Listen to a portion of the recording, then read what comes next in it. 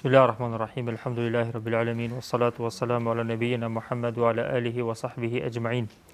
Falenderojmë Allahun azza wa jall, përshëndetje për zemrat ta qofshin pejgamberin sallallahu alaihi wasallam, familjen e tij, shokët dhe muslimanët që ecin pas rrugës së pejgamberit sallallahu alaihi wasallam.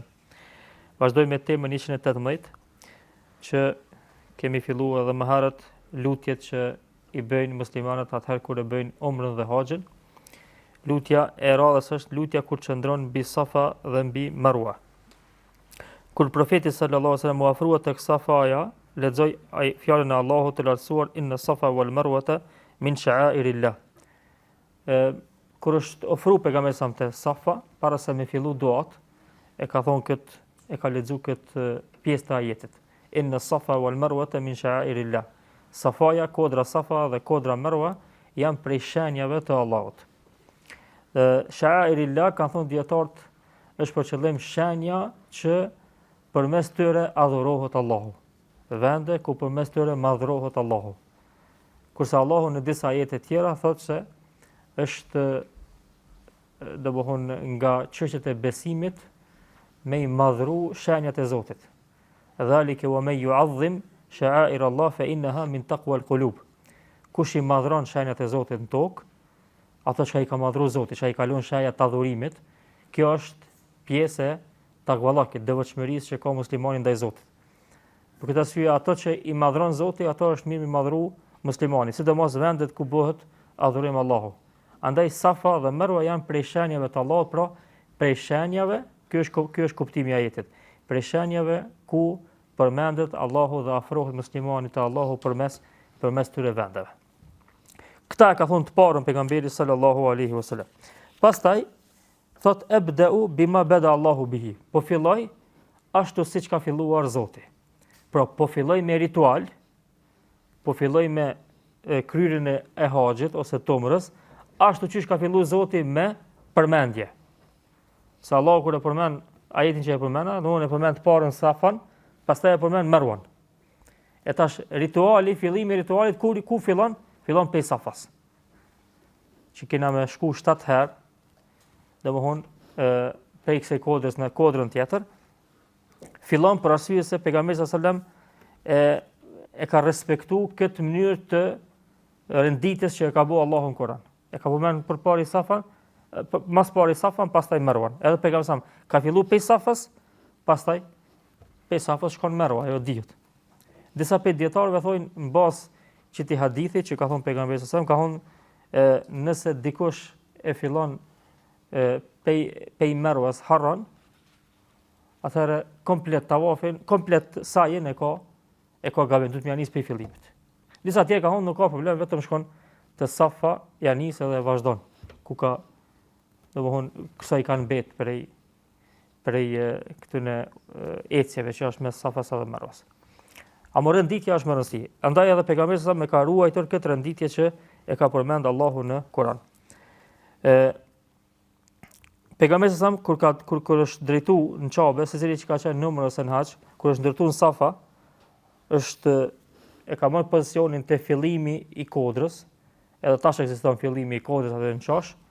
Pastaj është kthy ka kibla, e ka kshir Kabën, e ka po Kabën, dhe e ka bërë pastaj ka filluar me bë dua.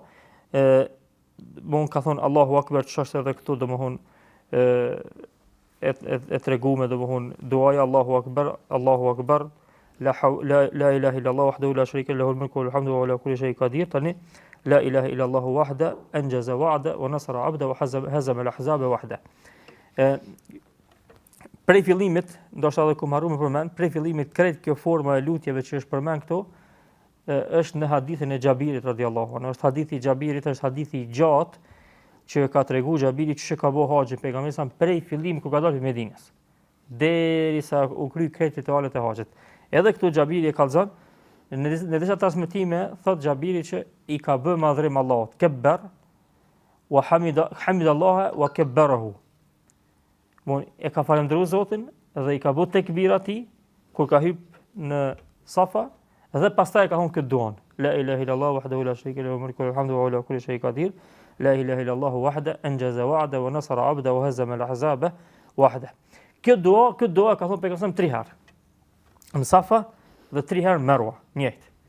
Pra është e pëlqyme me thonë 3 herë Safa, 3 herë Merwa, edhe mes qytën e duave kush ka vakt, kush ka mundësi është mirë me thonë edhe dua tjera, lutje tjera, mes qësajna. Më në thunë herë, la ilaha illallah wahdahu la sharika lahu lahul mulku wal hamdu wa ala kulli shay'in qadir. Dhe i thonë la ilaha illallah anjaza wa'da wa nasara 'abda wa hazama al ahzaba wahda. E thu deri në fund. Pastaj, para se më janë dytës herë, thu dua tjera. Dua çka dush ti. Pa më se çfarë duaje. Pastaj janë nisa për dytën herë njëtën dua. Pastaj prap mes kësaj na thu pak dua tjera. Pastaj janë nis prap edhe një herë, 3 herë. Dhe kryet me çikash, pastaj shkon Merwa dhe vazhdon njëjtë në të dy kodrat, kurse në mesin e këtyre dy kodrave bën çfarëdo duaje. Pse pejgamberi sa më ka bëu këtë dua kështu? Për arsye se ky ka qenë haxhi i parë i pejgamberit sallallahu alajhi wasallam masi që është shtiru Mekja. Pejgamberi sa deri tash nuk ka pas mundësi me shkuën haxh. Dhe këta ka llogarit si falënderim ndaj Allahut që ja ka mundësu këtë adhurim. Për këtë arsye çka thot? Pasi që e tregon se Zoti është i patmeta, ai e meriton adhurimin, falënderimin.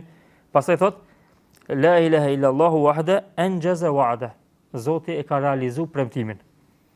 Zoti i ka thonë pejgamberit në surën Fath, ki me hi në Mekë me siguri të plotë. Masi që e kanë bërë marrëveshjen e Hudejbijës, domthon se të dkhulun në Mesjid al-Haram insha Allahu aminin. Keni me hi në Mekë nëse don Zoti, domthon me ndihmën e Zotit të sigurt. Edhe pejgamberi e falendron Allahun që Zoti e ka realizu premtimin që e ka dhënë. Pastaj që thot wa nasara abda, dhe i ka ndihmu robit të tij. Kur i ka ndihmu? Në çdo situatë.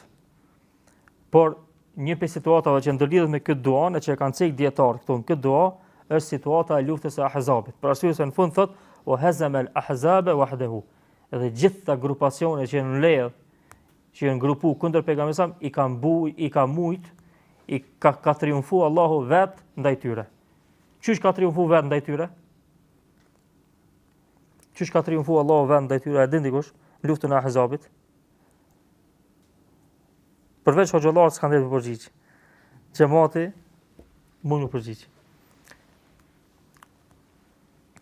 Luftën e Ahzabit e dini çish ka ndodhur, çish u rrethu Medinja. Kurse pejgamberi sa pastaj ka dalë triumfues pas së lufte.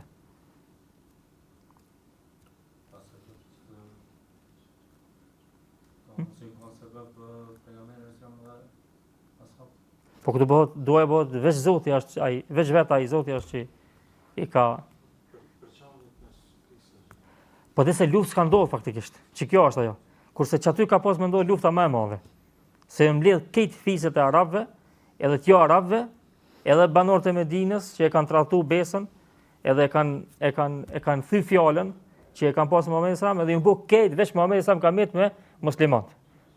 Po këtë arsye pejgamberi çka thot në duan që e ka dëgjuar Bekër të Ebu, nëse sot çdo njerëz përfundojnë, domthonë mbytën, atëherë nuk do të adhurohet Allahu mund tok. I thot pejgamberi Allahu azza wa jall. Këta ka përdorur edhe në luftën e Bedrit pejgamberi këtë dua. Edhe në luftën e Ahzabit. Se kanë mit veç musliman këtë tjetë që janë kohën aty pari, por rreth prej Medinës, prej fiseve ndryshme të arabëve, këtë kanë ardhur dhe kanë rrethekuar Medinën. E atash logjikisht secili njeri kish me thonë duhet me përdor ndaj ku me di çysh ndaj far strategjie por me mujt me u dal këtu në përpara, por ndryshe nuk ka mundsi. Allahu azza wa jall ka desh me kallëzu që ai e çon fetën në mesin e tyre, e çon atë frymën e friksuese, që kur i ka ardhur e fryma i ka friksu. Edhe Allahu e kallëzon kur e përshkruan këtë gjendje thotë se Allahu i ka ndihmuar me lajket e tij. Edhe çka? Edhe ka përfundu, ju në këthy ato krejt, masi që ju në mbledh bashkë, ju në këthy ato krejt, pa pas nevojë muslimant me bo luftiq. Dhe për këtë arsye pejgamberi e përmend tu si falënderim ndaj kësaj mirësie që ja ka dhënë Allahu azza wa jall në këtë gjendje të rëndë, e që Allahu vet i ka mposh kurthat e tyre, i ka prish planet e tyre, pa pas nevojë me thon kërkojnë për muslimanëve, çonu organizojnë përgatitje, edhe pse muslimanët ju munduan ata të drejtën, çka kanë pas mundsi. Po kryesore nuk kalon pe Allahu azza wa jalla as me ndodh luftë, vetëm disa gjujtje me shigjeta të vogla dhe dihet edhe ajo ajo dy luftimi i Aliut radhiyallahu anhu me atë prisin e tyre, tash nuk më kujtohet emri i tij, tjetër çka nuk ka pas. Andaj edhe pejgamberi sa më ka lavdruar Allahun këtë moment që ja ka lecu me ardh me vizitu Mekën mas këtyre sprovave dhe mas luftës së Ahzabit. Pastaj thot në fund, pejgamberi ka vazhduar në Merwa ashtu siç ka vazhduar në Safa, pra njëjta dua e njëjta formë lutjeve e ka bëu edhe në kodrën tjetër Merwa, ashtu siç e ka bëu edhe në Safa. Këto shprehje këtu që i kena përdor, domthonë la ilaha illallah wahdahu la sharika lahu, e kena shpjeguar shumë herë. Domthonë deri tash me 10 herë ka ndodhur është shpjeguar, andaj po mjaftohemi me kaq inshallah.